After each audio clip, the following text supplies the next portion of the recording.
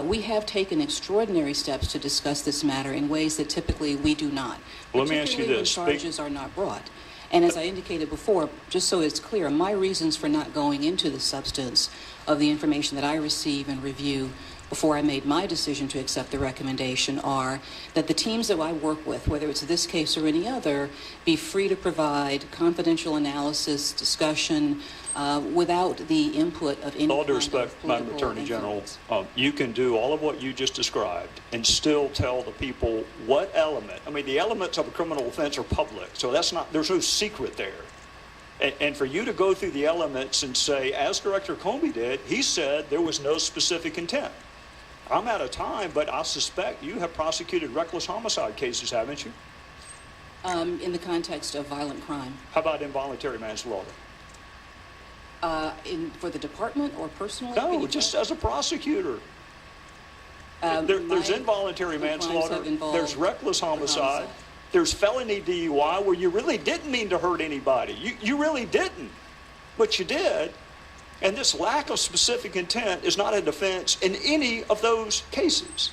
So I think the public would like to know how you determined she did not have the intent to break the law and why you are applying a specific intent requirement here when you don't even do it in certain homicide cases. Well, Congressman, as I've said, I think you've mentioned a number of state cases there. But as I've said, the reason why I am not going into the discussion I had and providing that particular level of information, although the FBI director did choose to do so, is that the information the team provides to me on this or any other case has to be given in a zone of confidentiality so that they can be clear and sure that there's never a political overtone to their decisions, nor will I apply one in accepting their decisions. That's why we have taken the unusual steps of providing greater information, as frustrating as that has been for a number of people to have additional information. That's why I took the unusual step of clarifying my role in this investigation.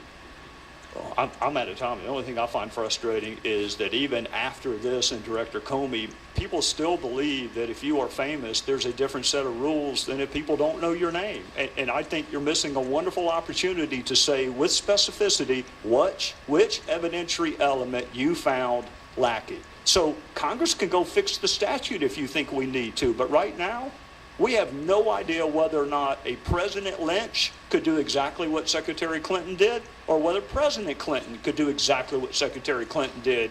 And I think that lack of clarity is bad for the Republic, quite frankly. And Cappy, among many limitations in life is my inability to glean other people's motives or be able to read their minds. I could have sworn in response to a question you received from Mr. Cohen, you suggested race was the basis for why we may have this constitutional perspective. Did I understand you correctly? I believe I was responding to the question about is there an explanation about why? Well, let me offer another explanation to you, okay? Not a single Republican who is here right now ever served under a Republican president. Not one. So I hope I do live long enough to hold a Republican president to the exact same standard that I'm holding this one. But for you to run to race as the explanation for why we hold the position that we do. Harry Reid had a very different perspective on recess appointments when there was a Texan in the White House, and none of us accused him of geographic discrimination. In fact, hell, for that matter, Senator Obama had a different perspective on executive overreach than President Obama, and nobody runs to race as an explanation for that. So I would just caution you to be careful when you try to import motives to people. Have all available video footage from that evening? It does not, sir. Why not? Sir, we have provided that footage, video that we have to this committee. All of it? We have shown 2 clips. We have not shown all of it. That's not my question, Director. You just said that Congress has a constitutional responsibility to provide oversight. Yes. You just agreed with me that Ranking Member Cummings and Chairman Chaffetz have the best interest of the President and the agency in mind. So why wouldn't you not turn over all video footage to this committee? Congressman, we will show all video at any time, day or night, that this committee would like to review the footage that we have. We have done that. In fact, the chairman was the first, I believe, to see this video before we show it. With all due respect, that's not true. Go ahead, Mr. Gowdy. No, I would Chairman, I'd like to just correct it. If I have to correct the record, I'd like to correct it. I would like to yield to the gentleman from Utah because I was under the misapprehension apparently that this committee was not in possession of all available video from that night. That's correct. They are not in possession of the video, but we did allow the chairman to view the video. You've shown us less than 1 minute of video. Yes. Yes, sir. Well, back to my question. Will you make all available video? And I say available because we're going to get in a second to the fact that all of it was not preserved. Will you make all available video available to this committee? We will make all video available to this committee for your review at any time, day or night. Will you make a copy of it available so we can retain custody as opposed to simply showing it to us? I will not release a copy of this video at this point. Why not? The OIG has an ongoing investigation. Do you think the OIG's responsibilities supersede those of Congress? Sir, I know that they have an ongoing investigation. Well, can't you have simultaneous ongoing investigations? Why can't Congress provide oversight while the IG is investigating? Why do you have to pick and choose? Sir, again, I think we have one initial investigation from the OIG, and we've given them the film to look at. But you understand the responsibility of the IG is very different from the responsibility of Congress. Congress determines funding, among other things. The IG does not. So those two are not exclusive. Why can't Congress investigate what's in its jurisdiction while the IG does what's in its jurisdiction? Congressman, I'm sure after the OIG's investigation... I don't want to wait till after, because then that makes me think that you believe that Congress's constitutional responsibility to provide oversight is subservient to the IG. And surely to the Lord you can't believe that. Sir, the ongoing investigation that the Secret Service has as well regarding the protective intelligence case. We have an individual who committed a crime, made a threat, and that investigation is also going on at this time within the Secret Service. And how will providing that video footage to Congress jeopardize that ongoing investigation? With precision, how will it? That video shows the actions of the individual who would be accused of a criminal act. I get that. My question is, how will providing that to Mr. Cummings and Mr. Chaffetz jeopardize an ongoing investigation? Well, again, with specificity. I am happy to show that video all day and be available at all hours of the day and night to show that video, but at this point we cannot release that video. All right, that's the video that is available. The video that is not available, will you agree with me that there are at least 2 potential crime scenes at play on the evening of March 4th? At least 2. There's an assault on an officer and there's a suspicious package. That's correct. All right, why would the video not be preserved as part of that ongoing investigation that you just cited as the reason you can't give the video to Congress? Why wouldn't you preserve it? The process, my understanding of the process is that the watch commander on site relays back the incident that he is the incident commander for, and he calls back to our Joint Operations Center and says, we do have an incident here, we have a suspicious package, preserve the video from this incident. Director, I'm out of time, but I want you to consider for just a moment the dueling narratives that you had just portrayed. Sir. Number one, we're not going to give the video that does exist to Congress because its investigation is subservient to the IG investigation. That's narrative number one. And narrative number 2 is you're not even going to preserve video that could be used in an investigation of 2 potential crimes. Did I hear that right? I have a plane to catch tomorrow afternoon. I'm not going to go through any more of the false statements, but I am going to ask you to put on your old hat. False exculpatory statements, they are used for what? Well, either for a substantive prosecution or for evidence of intent in a criminal prosecution. Exactly. Intent and consciousness of guilt, right? Is that right? Right. Consciousness of guilt and intent. Mm-hmm. You would also probably, under common scheme or plan, argue the burn bags of daily calendar entries or the missing daily calendar entries as a common scheme or plan to conceal. 2 days ago, Director, you said a reasonable person in her position should have known a private email was no place to send and receive classified information. You're right, an average person does know not to do that. This is no average person. This is a former First Lady, a former United States Senator, and a former Secretary of State that the President now contends is the most competent, qualified person to be president since Jefferson. He didn't say that in 2008, but he says it now.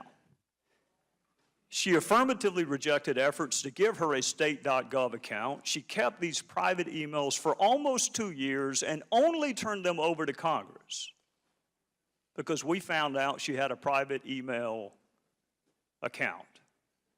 There's nothing to keep a future Secretary of State or President from this exact same email scheme or their staff.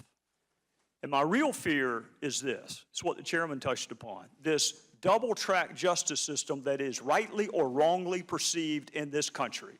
That if you are a private in the Army and you email yourself classified information, you will be kicked out. But if you are Hillary Clinton and you seek a promotion to Commander-in-Chief, you will not be. So what I hope you can do today is help the average person, the reasonable person you made reference to, the reasonable person understand why she appears to be treated differently than the rest of us would be. We'll now recognize the gentleman from South Carolina, Mr. Gowdy, for 5 minutes. Thank you, Mr. Chairman. Administrator Leonhardt, if an agent stateside were soliciting a prostitute that was provided by a drug conspiracy he was investigating, what punishment would you recommend? I can't recommend a punishment. I would just hope that would be thoroughly investigated. And so you're telling me nobody cares what the administrator of the DEA thinks should happen to an agent? You're powerless to express your opinion. You have no First Amendment right when it comes to who works for your agency.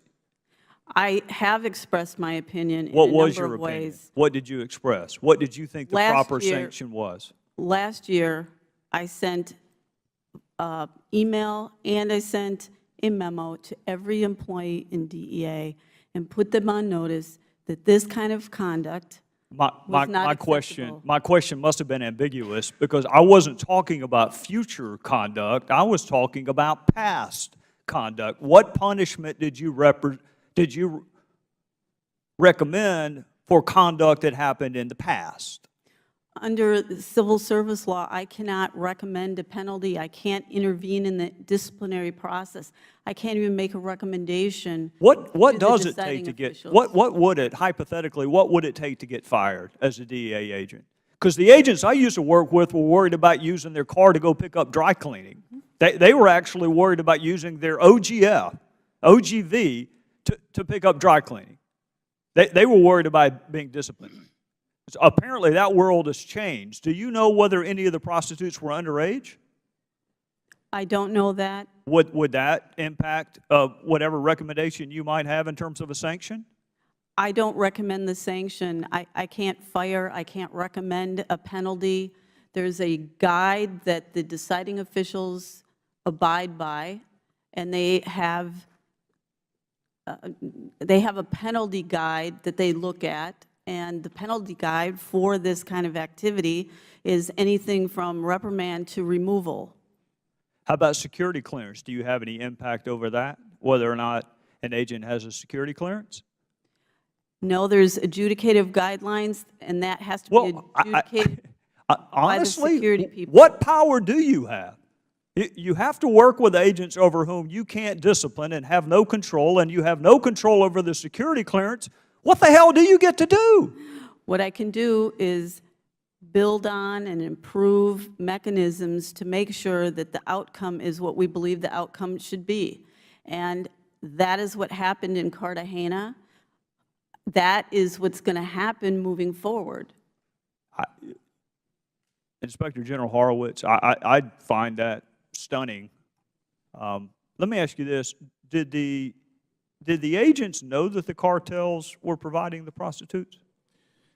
What we found, Congressman, from looking in the file was that they should have known, given their trained law enforcement agents, and they were dealing with corrupt law enforcement, local law enforcement, that was providing them with the prostitutes as well as the various gifts. Were they supposed to be investigating these cartels?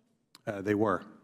So they are receiving prostitutes from cartels that they are supposed to be investigating.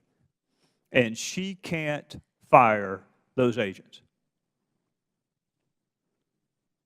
You agree with her? She can't fire them?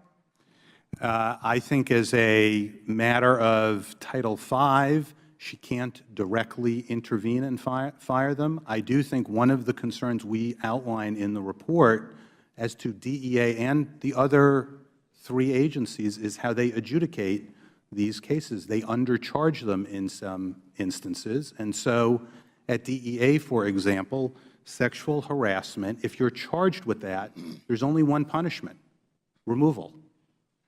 But if you're charged with conduct unbecoming or poor judgment, which isn't even actually a category, then you've got a range of penalties.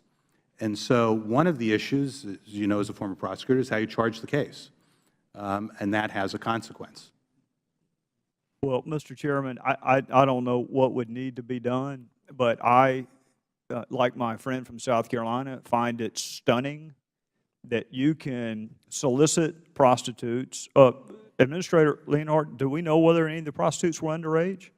Do we know whether any of them were part of any human trafficking rings? Because the Bogota case happened a decade ago, there were no interviews of prostitutes. On the more recent one, the Cartagena one, it did not identify an age for the prostitute involved.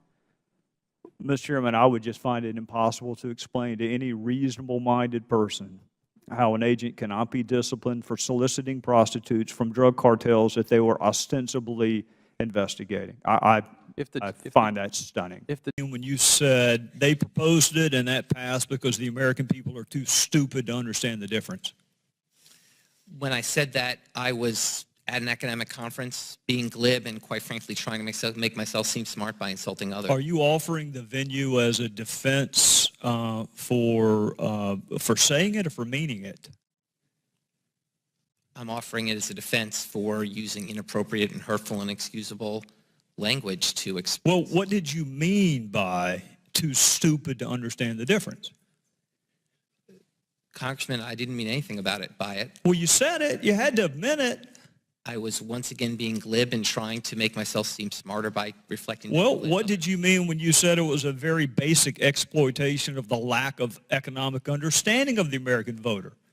What did you mean by that?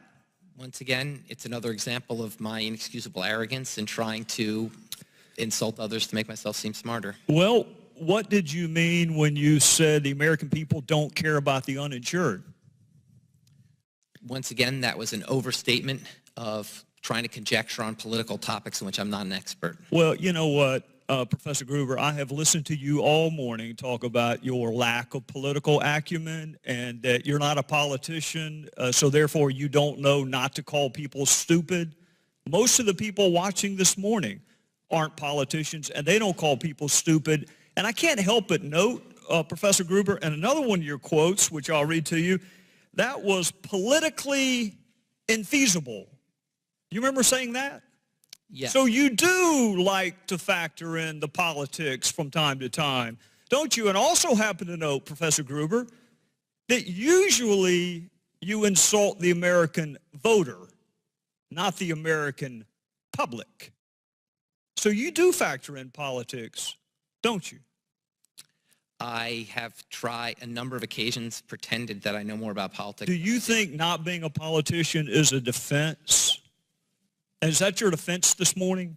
I mean, I know initially you said that you offered these comments at a conference. I think you meant conferences, plural, but you said conference when you went on a very obscure television show and initially apologized for what you said were inappropriate comments. And now today your defense is that you're not a politician.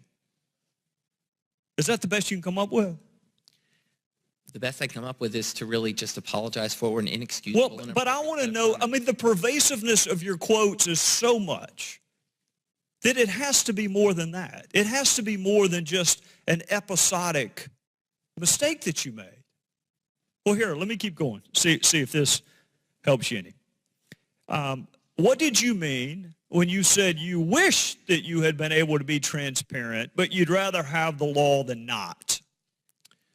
Once again, it was my trying to conjecture about a political process in which I'm not an expert. Well, what did you mean when you said it was written in a tortured way to make sure the CBO didn't score the mandate as a tax? Once again, it was using inappropriate language to try to sound impressive about something to my colleagues. You see a trend developing here, Professor Gruber? I don't understand the question. It's a lot of stupid quotes you've made. That's the trend. A lot of you see them? Inexcusable quotes. Yeah. Right. And again, your defense is that you're not a politician. The lack of transparency is a huge political advantage. Well, what does a non-politician do in talking about political advantages? A non-politician is talking about political advantages to try to make himself seem smarter by conjecturing about something he doesn't really know. So you're a professor at MIT and you're worried about not looking smart enough? Yes. Okay. Well, you succeeded, if that was your goal. Now, I want to ask you, are you sorry, when did you realize that these comments were inappropriate? Because it took you about a year to apologize, so I'm trying to figure out if you realized sooner that they were inappropriate, or was it just the morning before you went on MSNBC that you realized that it was inappropriate? When did you realize that these comments are indefensible and inappropriate? I honestly didn't remember making them. You didn't remember calling your fellow citizens stupid, and you didn't remember saying that you're the only person who cares about the uninsured, that the rest of your fellow citizens don't give a damn about the uninsured? You don't remember saying that? I don't, because they were really glib and thoughtless comments that I made. Well, Professor Gruber, let me just tell you what it looks like from this vantage point, is that you thought that they were really pithy and really funny until the video showed up. And then even then, it took you a little while to apologize. And what I'm struggling with is whether your apology is because you said it or because you meant it. Which are you apologizing for? Because you said it or because you meant it?